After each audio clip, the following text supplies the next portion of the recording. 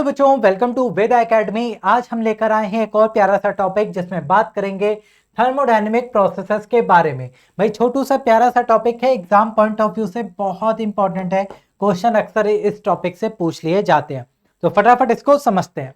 सबसे पहले बात करें थर्मोडायनेमिक प्रोसेस होता क्या, तो सीधा सा आंसर है, अगर आपके पास कोई थर्मोडायनेमिक सिस्टम है और आप थर्मोडायनेमिक सिस्टम की स्टेट को चेंज करना चाहते हो, यानी कि P1 V1 पहली स्टेट थी, आप P2 V2 पे लाना चाहते हो, तो उस प्रोसेस को ही थर्मोडायनेमिक प्रोसेस कहा जाता है। तो सीधा सा एक लाइन में आप आंसर कर सकते हैं कि थर्मोडायनेमिक प्रोसेस क्या है।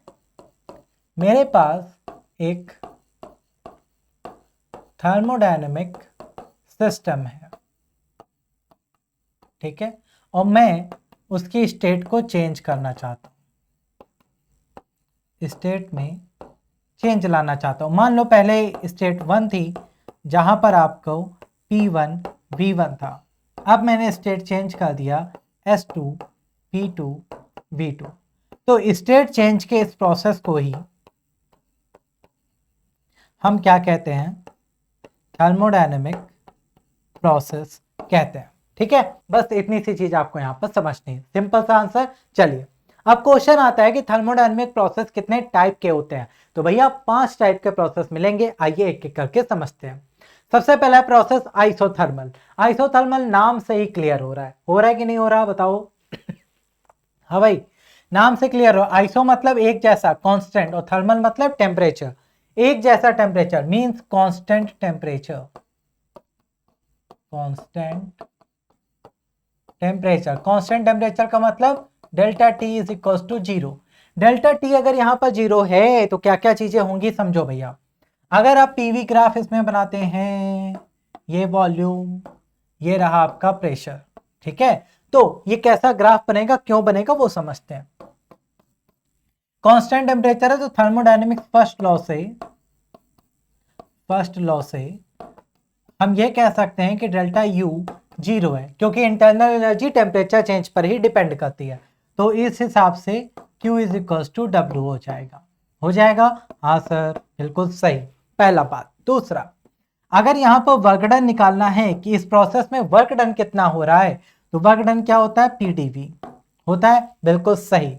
अच्छा, हम गैस की बात कर रहे हैं, हमें पता है PV is equal to nRT, तो यहां से P कितना हो जाएगा, nRT/V।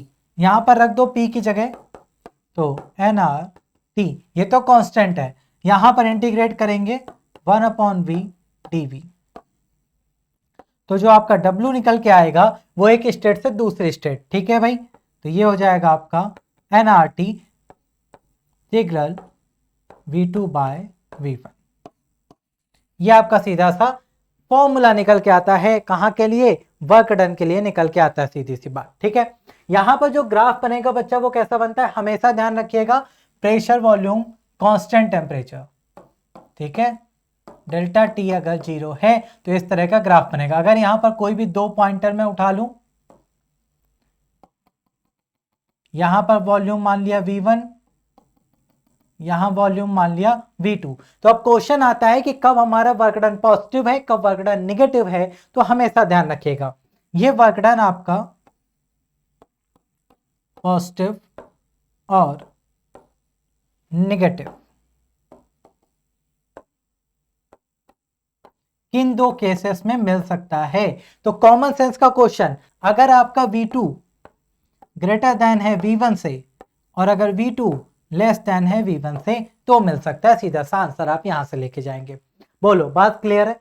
प्योर मैथमेटिकल फॉर्मेशन बता रहा हूं जो एग्जाम में ज्यादातर पूछे जाते हैं, ज्यादा कहानी या थ्योरी की तरफ नहीं बढ़ रहे हैं। बोलो भाई, क्लियर, किसी को दिक्कत समस्या, एकदम क्लियर है। चलो अब इसके बाद नेक्स्ट प्रोसेस, ग्राफ याद रखिएगा, सारे अभी एक साथ कंबाइंड बनवाऊंगा आपको। नेक्स्ट प्रोसेस है आपके पास एडियाबैटिक। एडियाबैटिक प्रोसेस को जनरली अगर हम देखें तो इसका मीनिंग क्या निकल के आता है, हीट का ना ही ट्रांसफर करेंगे ना ही किसी से लेंगे, मतलब ये आइसोलेटेड सिस्टम की तरह बिहेव करता है। ठीक है, it behaves like a, isolate कर देता है सिस्टम को, आइसोलेट सिस्टम। ठीक है, आइसोलेट कर देने का मतलब ना ही एनर्जी लेगा ना एनर्जी देगा, सिस्टम से ना सराउंडिंग में कुछ जाएगा ना सराउंडिंग से सिस्टम में कुछ आएगा। तो इस केस में क्या हो जाएगा, इस केस में हम कह सकते हैं Q इज इक्वल्स टू 0।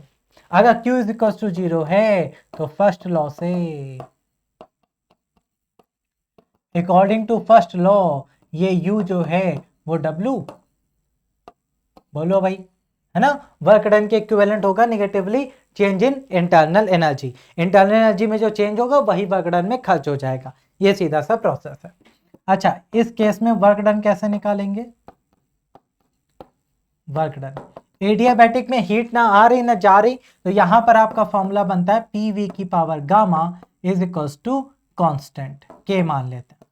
ठीक है, ये आपका सीधा सा फॉर्मूला बनता है। तो वर्क डन निकालने के लिए क्या करेंगे, W बराबर PdV होता है। हाँ सर, तो यही फॉर्मेशन फिर से यहां पर रखेंगे जैसे हमने पीछे किया था, बोलो भैया। ठीक है, तो वही K वाला फॉर्मेशन लगाएंगे क्योंकि ये कांस्टेंट है, P की वैल्यू रखेंगे K, और यहां पर इंटीग्रेशन कर देंगे 1/V की पावर गामा dV। तो जो आपका वर्क डन निकल के आ जाएगा वो K, और ये हो जाएगा आपका, वही लिमिट लगाएंगे इनिशियल फाइनल, बोलो भैया, इनिशियल फाइनल की लिमिट लगाएंगे तो बस 1 माइनस गामा वाली लिमिट लग जाएगी। V आपका फाइनल 1 माइनस गामा, V आपका initial 1 minus gamma upon 1 minus gamma, work done. ठीक है, ये आपका वर्क डन निकल के सीधा सा इस प्रोसेस में आ जाता है। बताओ किसी को दिक्कत समस्या, एकदम नहीं। ठीक, अब आते हैं ग्राफ। इसका ग्राफ भी बिल्कुल वैसे ही बनता है, कैसे, जैसे आपने आइसोथर्मल का देखा था, मतलब कुछ इस तरह से ही। ठीक है, लेकिन ये ज्यादा नीचे की तरफ झुक आया है, क्यों आया है इसका आंसर भी हम आगे आपको बता रहे होंगे। ठीक है भाई, Q इज इक्वल्स टू 0। ठीक है, Q इज इक्वल्स टू 0 पर ये चीज आपको मिल जाती है। बात क्लियर। चले नेक्स्ट प्रोसेस की तरफ बढ़े, आ जाइए। अगला प्रोसेस आपका आइसोकोरिक। आइसो एक जैसा, कोरिक मतलब वॉल्यूम की बात हो रही है, जहां पर कांस्टेंट होता है वॉल्यूम। कांस्टेंट होता है क्या, वॉल्यूम, यानी कि delta V is equal to 0। Volume constant होगा तो ये आपका प्रोसेस आपको आसानी से देखने को मिल जाता है। अरे हाँ ना बोलो, क्लियर। अगर आप यहां पर PV ग्राफ बनाएं, ये V ये P, तो कैसा ग्राफ बनेगा, वॉल्यूम कांस्टेंट है बच्चे, वॉल्यूम कांस्टेंट है, वॉल्यूम में कोई चेंज नहीं से प्रेशर बदलेगा, तो ये कुछ ऐसा ग्राफ बन रहा होगा। ठीक, यहां पर आपका इनिशियल स्टेट, यहां आपका फाइनल स्टेट, तो ये आपका ग्राफ बन रहा होगा। बोलो कोई दिक्कत समस्या, यहां तक किसी को दिक्कत, क्लियर है एकदम बढ़िया से, बोल दो भाई। ठीक है, अच्छा अब आ जाओ फर्स्ट लॉ से। फर्स्ट लॉ, अगर यहां पर फर्स्ट लॉ की कंडीशन लगाएंगे तो क्या होगा, ध्यान से देखिए। यहां पर फर्स्ट लॉ लगाने जाएंगे, अगर चेंज इन वॉल्यूम ही 0 है तो W बराबर PdV होता है, अगर यही 0 है तो वर्क डन भी 0 होगा। वर्क डन अगर 0 हो गया बच्चे तो Q इज इक्वल टू क्या होगा, डेल्टा U, यानी कि जो एक्सटर्नल हीट है वो सिर्फ और सिर्फ इंटरनल एनर्जी या इंटरनल टेम्परेचर को ही चेंज करने में खर्च हो जाएगी। ये आपका आइसोकोरिक प्रोसेस कहता है। बात क्लियर, कोई दिक्कत समस्या परेशानी तो बता दो, एकदम बढ़िया। चलो नेक्स्ट, अगला है आइसोबैरिक। आइसोबैरिक, बैरिक मतलब यहाँ पे वेट की बात होती है, आइसो मतलब तो एक जैसा, बैरिक मतलब वेट, वेट यानी कि प्रेशर, प्रेशर समझो, यानी कि कांस्टेंट प्रेशर, कांस्टेंट प्रेशर। बच्चे कांस्टेंट प्रेशर का मतलब डेल्टा P आपका 0 है, डेल्टा P 0 है, बहुत बढ़िया। तो ग्राफ कैसा बन रहा होगा, ग्राफ कुछ इस तरह से बन रहा होगा सर, ये V ये P ये 0, तो हम ऐसे एक स्ट्रेट लाइन खींच देंगे।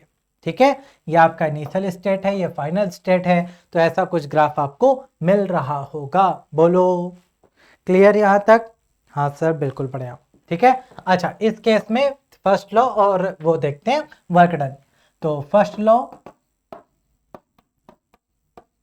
और वर्क डन, वर्क डन अगर यहां पर देखेंगे तो कितना हो जाएगा, PdV। हाँ सर, P डेल्टा P में तो वैसे भी चेंज नहीं कराते ना, तो वो तो वैसे ही रखा हुआ है, D डेल्टा V आपका चेंज हो रहा है। तो फर्स्ट लॉ के अकॉर्डिंग क्या हो जाएगा, Q is equal to W plus delta U, W की वैल्यू रख दो बेटा, Q is equal to P delta V plus delta U, ये आ गया आपका खत्म। ठीक है, सिंपल से फॉर्मूले सारे मिल गए। हाँ सर, कोई दिक्कत समस्या परेशानी होनी नहीं चाहिए, बहुत आसान सा है। ठीक, चलो बहुत अच्छे। नेक्स्ट, अगला और लास्ट प्रोसेस क्या है? साइक्लिक। साइक्लिक प्रोसेस मतलब होता है इनिशियल स्टेट और फाइनल स्टेट सेम हो जाए। दुनिया भर में घूमने जाओ, जहां से चले थे पूरी दुनिया घूमो, घूम के फाइनल कहां? घर वापस। तो ये क्या हुआ? साइक्लिक। तो साइक्लिक प्रोसेस का मतलब क्या है? Initial state is equals to final state. Clear है बच्चा? हाँ सर, इनिशियल और फाइनल स्टेट आपकी कैसी होगी? एक जैसी। बोलो, कोई दिक्कत?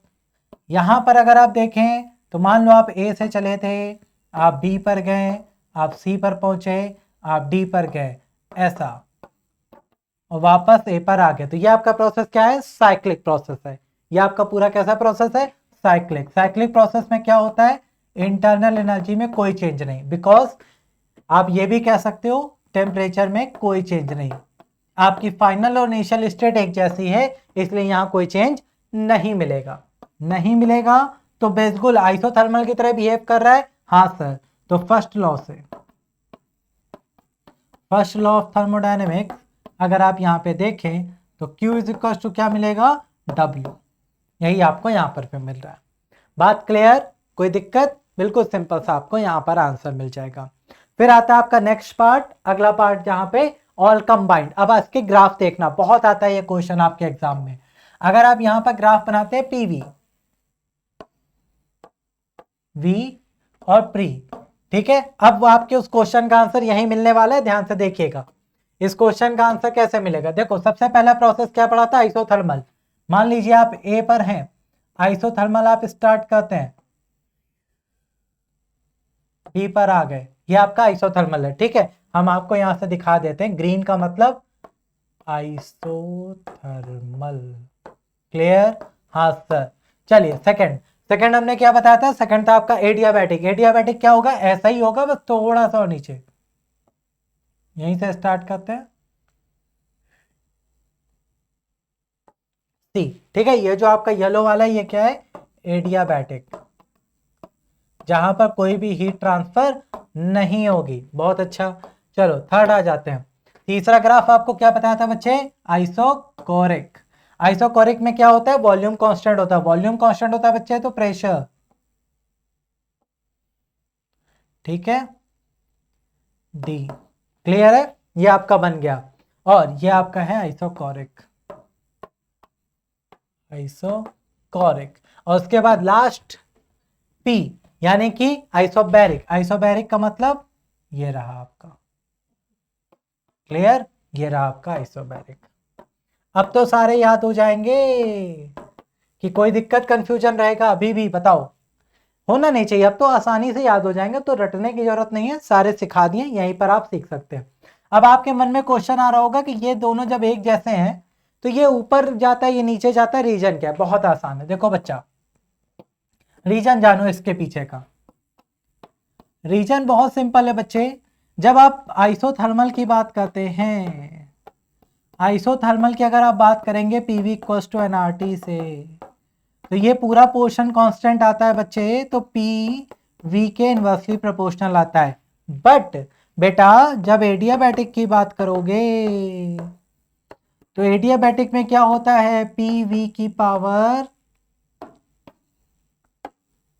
v की पावर गामा कांस्टेंट होती है। तो ये कांस्टेंट अगर हटा दो तो p inversely proportional to v की पावर गामा। ये क्या भैया? कांस्टेंट पॉइसन रेशियो वाला पढ़ा है ना, और गामा जो होता है वो 1 से बड़ा, और गामा अगर 1 से बड़ा है तो ये वैल्यू अपने आप और छोटी हो जाती है, इसीलिए ग्राफ हमेशा नीचे आता है।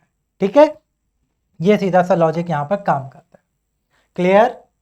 समझ गए? तो बस इतना सा आपको यहाँ पर सीखना था। आई होप आज के इस छोटे से सेशन में आपने सीखा आइसोथर्मल प्रोसेस, एडियाबैटिक, सारे प्रोसेस अच्छे से सीख लिए। इसको रिवाइज करके प्रिपेयर करिएगा, आपके एग्जाम में बहुत हेल्प करने वाला है। Thank you so much. ऐसे ही नए कॉन्सेप्ट सीखने के लिए वेदा एकेडमी चैनल को सब्सक्राइब करना मत भूलिएगा। Thank you, have a great day, take care, bye bye.